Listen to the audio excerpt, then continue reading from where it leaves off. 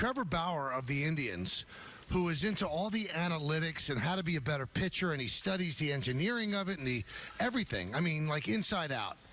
And he writes today on his Twitter account, if only there was a really quick way to increase spin rate. Like, what if you could trade for a player knowing that you could bump his spin rate a couple of hundred RPM overnight? Imagine the steals you could get on the trade market if only that existed. So what he's saying is that the Astros are illegally increasing spin rate by using things like pine tar and gum and stuff like that, where if you can grip a ball tighter and make it spin more off the hand, then obviously that would increase its life in the zone. Now, Lance McCullers Jr.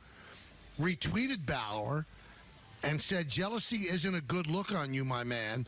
You have great stuff and have worked hard for it like the rest of us. No need for this. I will ask, though, because my spin rate and spin axis on my four seam is, and then he says a bad word. So he's saying that he's doing well because despite the fact that he does have a great spin rate. But Bauer goes on and says exactly how you would do it. So I just think it's really, really interesting stuff that a pitcher of note is accusing the Astros essentially of cheating. Well, it's easy enough to figure out, right? If it sends up a red flag to Major League Baseball, they can check it out. But this is so eerily similar to when the Mets couldn't hit Mike Scott in '86. Remember, and everybody was just convinced he was scuffing the ball. Well, he just happened to have the split finger fastball, and everybody else was still trying to figure it out. Is it possible the Astros figured something out, and eventually everybody else will figure out the same thing? I don't know. Bauer goes on to say baseball spin differently. They have a real hiss sound when they come off the hand, but mostly they have a definitive crack sound when they come off the bat. And he smiles.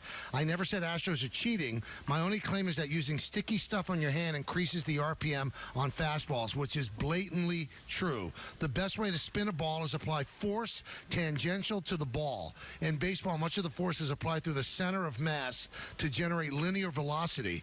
Entirely possible that pine tar allows the fingers to get closer to tangential, more spin. I know that Peter's head just exploded, but, you know, earlier in the show, we were asked, how does Charlie Morton go from 92 to 99? Maybe that's a way. I'm not saying they're cheating. Trevor Bauer is. So that's going to be something that's going to be a big story. Well, it's an easy enough thing to check out, right? Yeah. Well, you're going to have to catch them. And as I've always been told in baseball, be careful about checking people because you got to be sure your house is clean. Right.